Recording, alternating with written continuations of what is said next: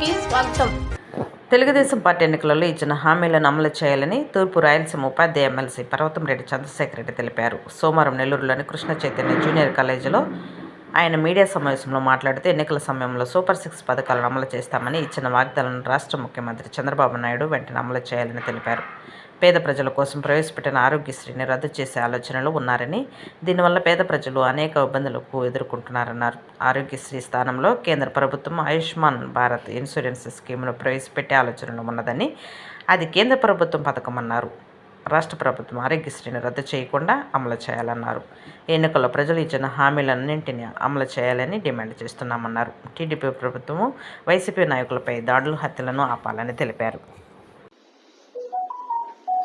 ఎన్నికలకు ముందు చంద్రబాబు నాయుడు గారు ఆంధ్ర రాష్ట్రం యొక్క అప్పు 13 లక్షల కోట్లయిందని, అయినప్పటికీ నేను సంపదను సృష్టించి సూపర్ 6 పథకాలన్నీ కూడా అమలు చేస్తానని పేద ప్రజలని అందరినీ కూడా మభ్యపెట్టి అనేక పథకాలని వారికి ఆశ చూపించడం కూడా జరిగింది. దాంట్లో ప్రధానంగా అమ్మఒడి స్కీమ్ని తల్లికి వందనంగా మారుస్తూ ఎంతమంది బిడ్డలు చదువుకుంటుంటే అంతమందికి 15,000 చొప్పునిస్తానని, అలానే ఇంట్లో 18 సంవత్సరాలు నిండిన ఆడబిడ్డల అందరికీ కూడా ఒక్కొక్కరికి నెలకి 1,500 రూపాయల చొప్పున ఎంతమంది ఆడబిడ్డలు ఉంటే అంతమందికి ఇస్తానని, అలానే 3 గ్యాస్ సిలిండర్లు ఉచితంగా ఇస్తానని, ఉచిత బస్సు ప్రయాణం అని, అలానే నిరుద్యోగులందరికీ కూడా 3,000 రూపాయల నిరుద్యోగ భృతి, అలానే 20 లక్షల మందికి ఉద్యోగాలు కల్పిస్తానని, ఇలా అనేకమైనటువంటి సాధ్యం కాని హామీలని 13 లక్షల కోట్లు అప్పులున్నాయి అని ఆయన చెప్తూ ఈ పథకాలన్నింటినీ కూడా నేను అందిస్తాను, నాకు ఓట్లేయమని చెప్పడం జరిగింది. ఆ రోజే జగన్మోహన్ రెడ్డి గారు చెప్పారు, ఇంత అప్పులు లేవు, సుమారుగా మనకి ఆంధ్ర రాష్ట్రానికి ఉన్నటువంటి మొత్తం అప్పులు చంద్రబాబు నాయుడు గారు చేసినటువంటి అప్పుల కంటే కూడా తక్కువ శాతం మనం అప్పులు చేసి ఈ పథకాలన్నీ కూడా చేశాము.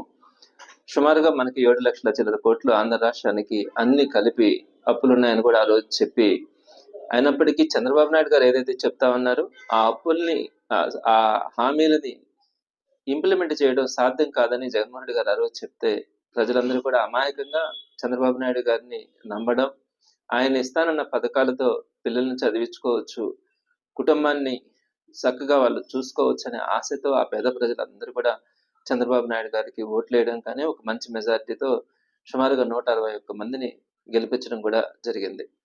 అయితే చంద్రబాబు నాయుడు గారు గెలిచిన తర్వాత మొట్టమొదటిగా శ్వేతపత్రాలు రిలీజ్ చేయడం అనే పేరు మీద అన్ని డిపార్ట్మెంట్స్ నుంచి ఎంత అప్పులున్నాయి అని అనేది వివరాలన్నీ కూడా సేకరించి సుమారుగా మనకి 7.5 లక్షల కోట్ల రూపాయలు అప్పులున్నప్పటికీ కూడా 9,20,000 కోట్ల రూపాయలు అప్పులున్నాయని ఆయన ప్రకటించారు. ఆ ప్రకటించి నేను ఈ పథకాలన్నీ ఇవ్వాలంటే నాకు భయమేస్తుంది, ఈ సూపర్ 6 పథకాలని అమలు చేయడం సాధ్యం కాకపోవచ్చు అని ఆయన చెప్పడం, శాసన మండలిలోకి వచ్చేటప్పటికి లోకేష్ గారు తల్లికి వందనం పథకాన్ని ఈ సంవత్సరానికి అమలు చేయడం కష్టమని, నాదెండ్ల మనోహర్ గారు ఉచిత గ్యాస్ సిలిండర్ల గురించి ఆయన ఇవ్వడం సాధ్యం కాదని, అలానే ఆడబిడ్డ నిధి కింద 1,500 రూపాయల విషయంలో కూడా వారు ఇప్పటికి కూడా దాని మీద ఒక స్పష్టమైనటువంటి అవగాహన లేక అసలు సూపర్ 6 పథకాలని ఇంప్లిమెంట్ చేయడమే కష్టమనే ధోరణితో ఈరోజు మాట్లాడడం పేద ప్రజలందరూ కూడా ఈరోజు బాధపడతా ఉన్నారు.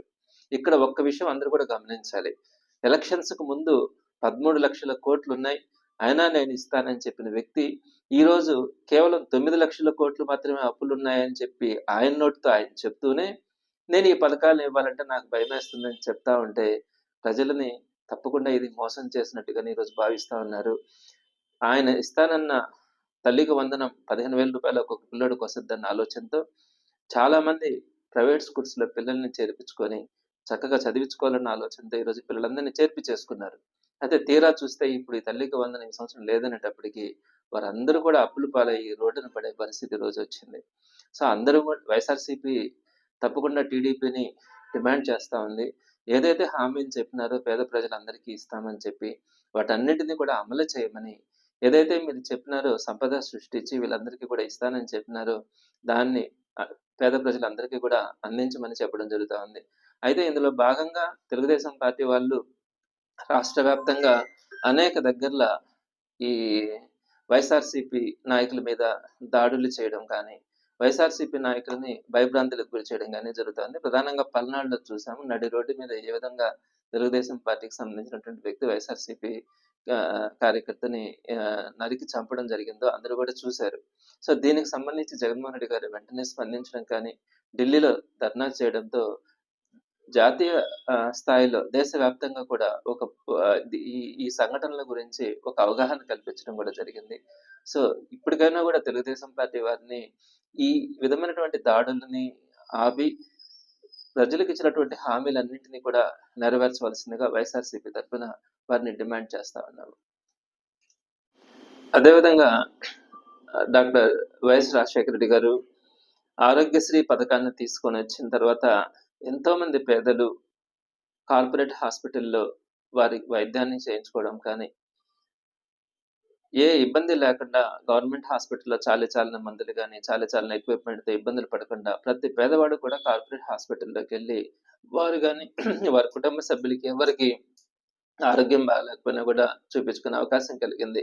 దాన్ని జగన్మోహన్ రెడ్డి గారు సుమారుగా 1,60,00,000 కుటుంబాలు మన ఆంధ్ర రాష్ట్రంలో ఉంటే 1,41,00,000 కుటుంబాలకిని ఆరోగ్యశ్రీ పరిధిలోకి తీసుకొని వచ్చిన ఘనత జగన్మోహన్ రెడ్డి గారిది.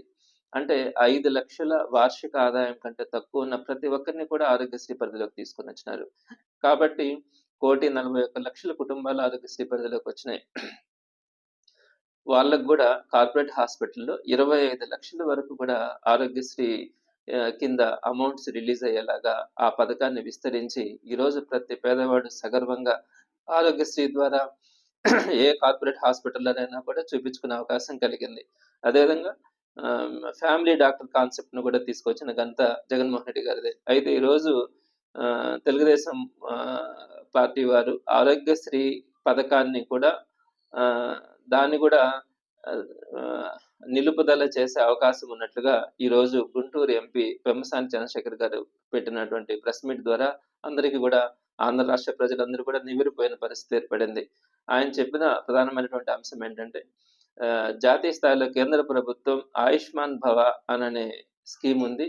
ఆ స్కీమ్ కింద ప్రతి ఒక్కరు గనక ఎన్రోల్ అయితే వారి కుటుంబానికి 5 లక్షల వరకు ఇన్సూరెన్స్ వచ్చే అవకాశం ఉంది. ఆరోగ్యశ్రీని నమ్ముకుంటే ఆరోగ్యశ్రీ కింద డబ్బులు విడుదల కాకపోవడం గానీ, హాస్పిటల్స్ వాళ్ళు ఇబ్బంది పడతా ఉన్నారు అని. అంటే ప్రభుత్వం తెలుగుదేశం ప్రభుత్వంది. గతంలో జగన్మోహన్ రెడ్డి గారి ప్రభుత్వంలో సుమారుగా 14,000 కోట్లని ఆరోగ్యశ్రీ ద్వారా విడుదల చేసి అనేక లక్షల మంది ప్రాణాలను కాపాడింది. అంతకుముందు 5 సంవత్సరాల్లో చంద్రబాబు నాయుడు గారి ప్రభుత్వంలో సుమారుగా 8,000 కోట్లు మాత్రమే ఆరోగ్యశ్రీ కింద విడుదలైతే 14,000 కోట్ల వరకు కూడా జగన్మోహన్ రెడ్డి గారు విడుదల చేసినారు. మరి ఈరోజు తెలుగుదేశం పార్టీ ప్రభుత్వం వచ్చింది. ఇప్పుడు వచ్చిన తర్వాత ఆరోగ్యశ్రీ కింద నిధులు లేవు. ఆరోగ్యశ్రీ ద్వారా డబ్బులు ఇవ్వలేము కాబట్టి కార్పొరేట్ హాస్పిటల్‌లో పేద ప్రజలు చూపించుకోవడం కష్టమవుతుంది కాబట్టి కేంద్ర ప్రభుత్వ ఆధీనంలో ఉండేటువంటి ఆయుష్మాన్ భవ కింద కనుక ఎన్రోల్ అయితే సుమారుగా 5 లక్షల వరకు ఇన్సూరెన్స్ వచ్చే అవకాశం ఉంటుంది. కాబట్టి అందరూ కూడా దాని కింద రిజిస్టర్ కమ్మని ఈరోజు పెమ్మసాని చంద్రశేఖర్ గారు ఆయన ఇచ్చినటువంటి ప్రెస్ మీట్ ద్వారా తెలియచేయడం. దీని ద్వారా ప్రజలందరూ కూడా ఈరోజు భయభ్రాంతులకు గురవుతా ఉన్నారు. ఆరోగ్యశ్రీ పథకాన్ని కనుక ఇప్పుడు ఆపేస్తే అర్ధాంతరంగా అనేక మంది కొన్ని లక్షల మంది ప్రజలు ఈరోజు రెగ్యులర్ ట్రీట్మెంట్‌ని కార్పొరేట్ హాస్పిటల్ ద్వారా తీసుకొని వాళ్ళ కుటుంబాన్ని జాగ్రత్తగా చూసుకుంటా ఉన్నారు. మరి ఈరోజు ఆ పథకానికి గనక ఇబ్బంది గనక కలిగితే లక్షల మంది ప్రజలు రోడ్డున పడే అవకాశం ఉంటుంది. కాబట్టి తెలుగుదేశం పార్టీ ప్రభుత్వం మరొకసారి పునరాలోచించుకోవాలి. ఆరోగ్యశ్రీ గానీ, ఫీజు రియంబర్స్‌మెంట్స్ గానీ ఇట్లాంటి పథకాలని లేకుండా ఉంటే పేద ప్రజలు చాలా మంది ఇబ్బందులు పడే అవకాశం ఉంటుంది. కాబట్టి ఈ విషయంలో మరొకసారి పునరాలోచించాలని వైఎస్ఆర్‌సీపీ తెలుగుదేశం పార్టీకి సూచిస్తా ఉంది.